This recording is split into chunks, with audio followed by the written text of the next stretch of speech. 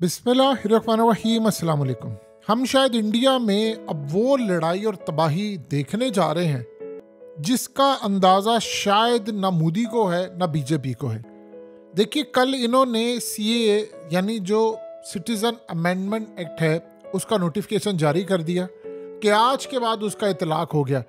लेकिन अब भारत की रियासतों में जो बगावत उठ रही है, आप उसका अंदाज़ा नहीं लगा सकते कि कितनी ख़तरनाक बगावत है, और ये इतनी तबाही इंडिया में लेकर आएगी कि आप बाकी सारी चीज़ों को भूल जाएंगे।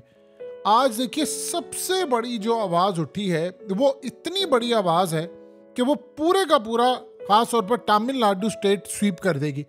विजय थालापाती, आपने अक्सर औकात इनको फिल्मों में देखा होगा, डब करती हुई फिल्मों में।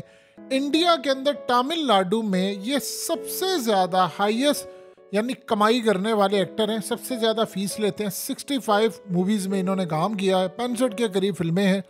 और सबसे बड़ी बात ये है कि तमिलनाडु में ये इतने फेमस हैं, इन्होंने चंद महीने पहले एक पॉलिटिकल पार्टी लॉन्च की है।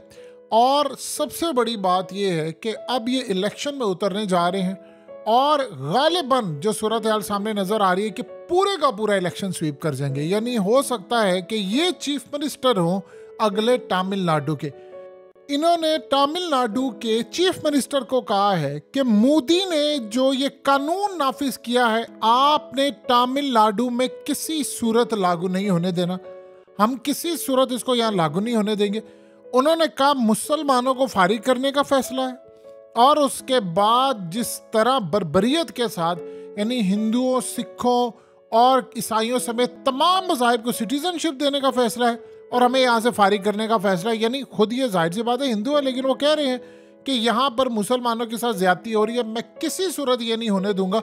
और उन्होंने चीफ मिनिस्टर और तमिलनाडु को कहा है कि आप किसी सूरत यहाँ पर एक कानून ही लागू होने देंगे। अब आप सोचे ज़रा, इस बंदे की पॉपुलैरिटी इतनी ज़्यादा है कि आप ये सोचें, इनके जो सर्वे बता रहे हैं इंडिया के अंदर असल में मामला ज़रा डिफरेंट होता है। चीफ मिनिस्टर तमिलनाडु ने कहा है, उसी वक्त उन्होंने इनकी ज़ुबान के ऊपर, यानी आप सोचिए ज़रा, हाँ करते हुए कहा है कि बेफिक्र हो जाए, हम किसी सूरत इस सेक्ट को तमिलनाडु में नहीं नाफिज होने देंगे। और वहाँ पर मोदी का दूर दूर तक नामो निशान नहीं है, यानी इसको कोई, यानी बीजेपी का पता ही कोई नहीं है।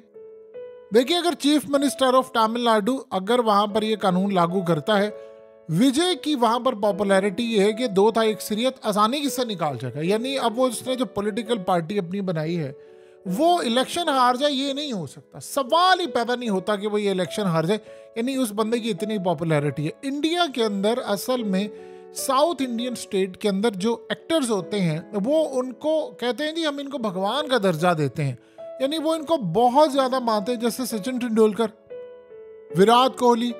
अब ये तमाम लोग अगर इंडिया में कहीं से इलेक्शन लड़ ले तो ये तो स्वीप कर जाएंगे। इसी तरह विजय का मामला है। विजय अब चीफ मिनिस्टर के कैंडिडेट, अब उनको पता है कि तमिलनाडु की आवाम का मूड क्या है, और अगर इन्होंने यानी यहाँ पर लागू कर दिया तो विजय ने इलेक्शन स्वीप कर जाना है और मैं फारिग हो जाऊंगा। बल्कि तमिलनाडु के अंदर वो प्लान ये कर रहे हैं कि इनके साथ मिलकर इलेक्शन लड़े। ये है इंडिया की एक स्टेट का हाल। अब दूसरी स्टेट में ममता बनर्जी ने कह दिया है, उन्होंने कहा जो मर्जी हो जाए मैं यहां पर ये लागू नहीं होने दूं। इसके अलावा छत्तीसगढ़, पंजाब, इसके अलावा हर यानी दूसरी स्टेट के अंदर ये मामला है। अब पहली मर्तबा इंडिया में ये मामला होने जा रहा है कि रियासतें आपस में एक दूसरे के सामने आ गई हैं। यानी वहां पर प्लान ये हो रहा है कि अगर किसी चीफ मिनिस्टर को गिरफ्तार करना पड़ा तो हम वहां से रेंजर्स भेजेंगे, हम फौज भेजेंगे, हम वहां पर एक्स्ट्रा फोर्स भेजेंगे। कोई भी जिसने ये काम किया हम उसको गिरफ्तार करें। वो काम क्या है कि अवाम को वो सड़कों पर लेकर आए, उकसाया उसको कि ये अमेंडमेंट पास की है, इसको लागू नहीं होने देना। देखिए, कश्मीर से बड़ा मामला है ये। कश्मीर को मोदी ने टैकल कर लिया था, वो मुसलमानों के साथ मामला डिफरेंट था। असल मामला इनका ये है, इंडिया की रियासतों के अंदर बगावत फूटने वाली है। आप उसका अंदाजा यहां से लगा लें कि रियासतें आमने सामने आ जाएंगी। अब ये होगा कि एक रियासत में और कानून है, दूसरी रियासत में और कानून है, यानी वहां पर उन्होंने कहा हमने काम नहीं होने देना। और पॉलिसी है सेंटर की। अब सेंटर की पॉलिसी होती है वफाक की, तो आपको स्टेट्स के अंदर मानना पड़ता है। अब वहां पर सड़कों पर है, वो कह रहे हैं कि हमने काम नहीं होने देना। अब जब ये इनको मसला ये हुआ है बीजेपी को कि इनकी देखा देखी हिंदू भी इनके साथ खड़े हो गए। इसका मतलब है कि मुसलमानों के खिलाफ हम लेकर आ रहे हैं अगला एनआरसी। एनआरसी ये है कि जिसमें आपको साबित ये करना पड़ेगा।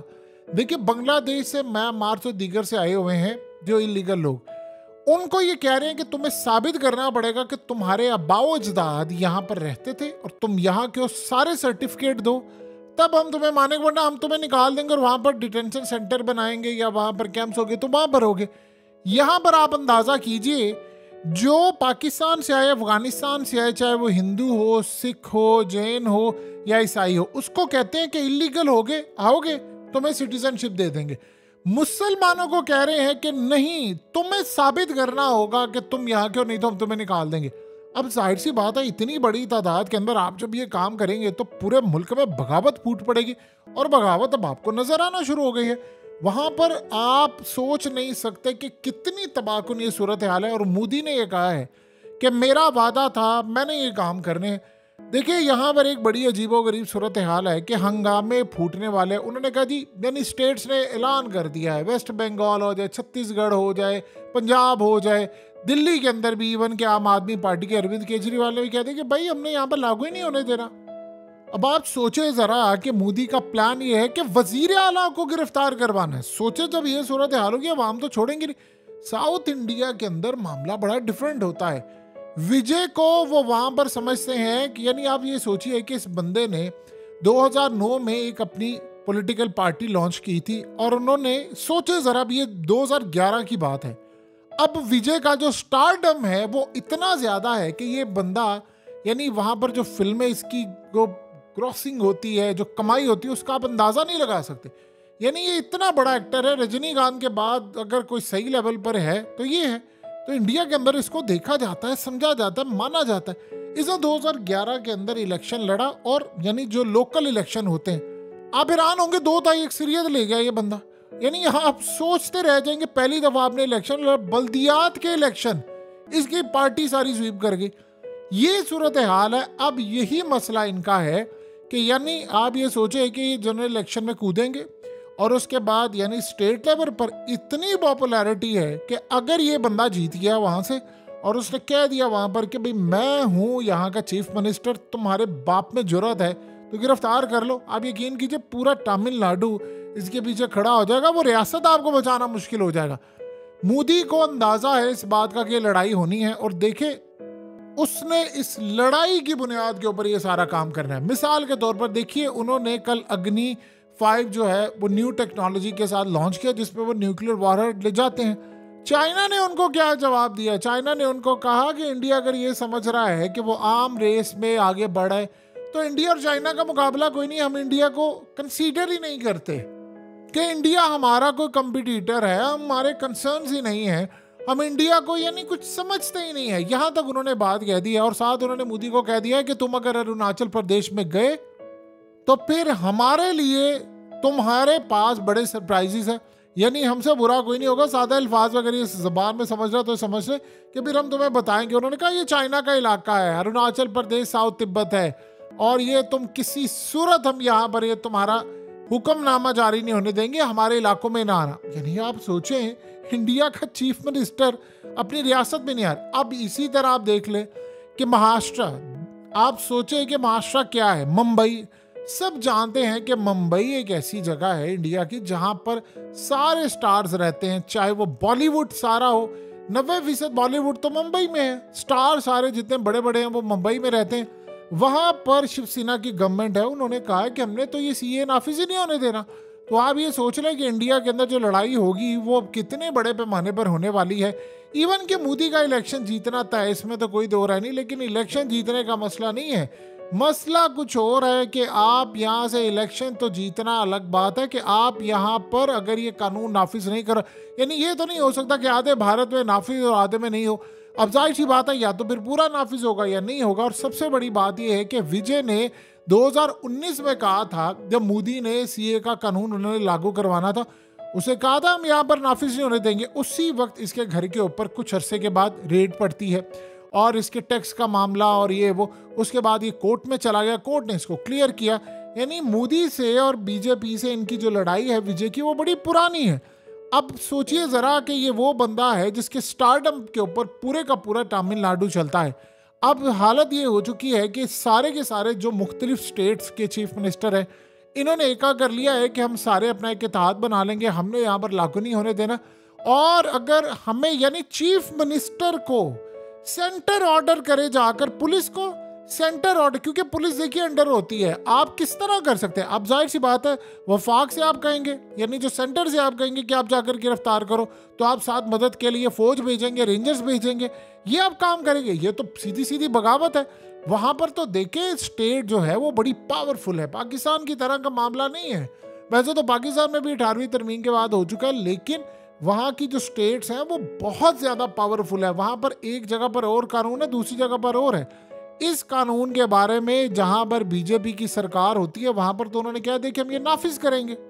जहाँ इनकी सरकार नहीं है उन्होंने कहा कि हमने यहाँ पर नाफिज नहीं होने देना। सो हालात असल में अब ये बता रहे हैं कि अगले कुछ अरसे के अंदर मामलात काफ़ी हद तक ख़राब होने जा रहे हैं और इंडिया की जो रियासतें हैं वो उबलने वाली है। अब आप ये सोचें कि इलेक्शन सर पर हैं और इन्होंने कहा हमने काम करना है, जैसे ही शुरू होगा उसके बाद इंडिया में हंगामे फूट पड़ेंगे। लोग ऑलरेडी सड़कों पर हैं, वो कह रहे हैं कि हमने यहाँ पर अप्लाई नहीं होने देना। अब इसमें एक बड़ी अजीब बात भी समझ आ रही है जो कि हैरान कुन है। देखिए जिन लोगों को ये कहेंगे कि जी हमने निकालना है बाद में एनआरसी और ये वो काम ये करेंगे कि इन रियासतों में आ जाएंगे। वो कहेंगे कि ठीक है इन रियासतों में तो ये किसी सूरत भी लागू नहीं हो रहा, तो हम इन रियासतों में आ जाए, तो इसका मतलब है उनका वोट बैंक बढ़ेगा या क्या मामला होगा। लेकिन एक बात बड़ी तय है कि अगर आप ये सोचें कि दो रियासतें आमने सामने आ गई हैं और उन्होंने कह दिया कि ठीक है हम इनको नहीं छोड़ेंगे, वो कह दिया हमने इनको नहीं छोड़ना, तो आप बताएं फिर इंडिया की सूरत हाल क्या होगी? रियासतें आपस में, स्टेट्स एक दूसरे के सामने हो जाए। यहाँ एक बहुत बड़ा खतरा है कि जब इंडिया में ऐसे हालात पैदा हो जाएंगे तो वो शायद पाकिस्तान का रुख करेंगे। यानी वो फिर ऐसी सूरत हाल हो जाएगी कि इंडिया में जब मामला लोग सड़कों पर है, हर जगह पर मारा मारी है, तो वो फिर पाकिस्तान पर एक हमला कर देंगे। और मोदी ने इस दफ़ा जो बात की हुई है, उसने बड़े ममालिक से बातचीत की है कि हम पाकिस्तान का जो कश्मीर है वो लेकर ही आएंगे, इसके अलावा कोई ऐसी सूरत हाल नहीं होगी। इस सारे मामले पर उसने अपनी पोजीशन बड़ी क्लियर की है। देखिए इस वक्त हालत ये है कि पाकिस्तान का जो IMF का प्रोग्राम है उसमें इंडिया बराह रास्त इन्वॉल्व है। अगर ये बात किसी को समझ नहीं आती तो ये समझ ले, इंडिया बराह रास्त इन्वॉल्व है, यानी इंडिया की इनपुट होती है, बहुत सारी जो पाकिस्तान पर शराइत लागू होती है वो डायरेक्टली इंडिया से आती है। इंडिया के IMF के अंदर इतने अहम लोग बैठे हुए हैं और जो लोग गैर मुल्की भी हैं वो भी असल में इंडिया उनको पूरी तरह बैक करता है, क्योंकि इंडिया की मार्केट ही बहुत बड़ी है। अब सारे इंडिया को छोड़ना नहीं चाहते, लेकिन मोदी ने उसको बड़ा कैश करवाया।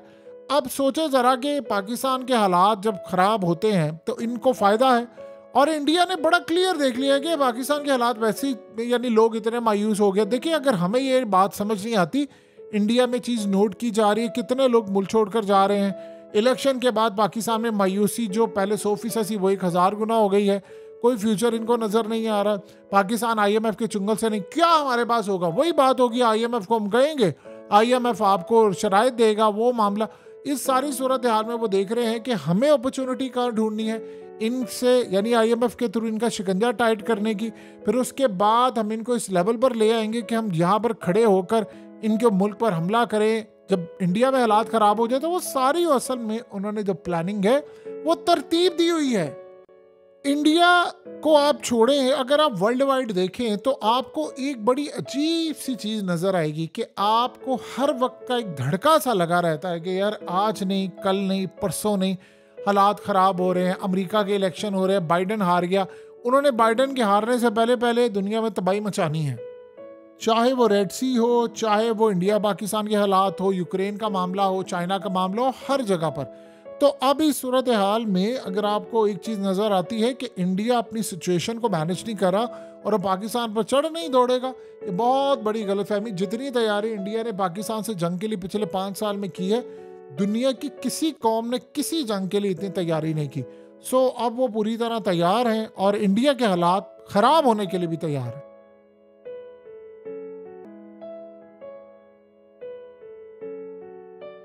हकीकत टीवी को सब्सक्राइब करना मत भूलें, वीडियो को लाइक करें, शेयर करें और कमेंट सेक्शन में अपनी राय का इजहार ज़रूर करें।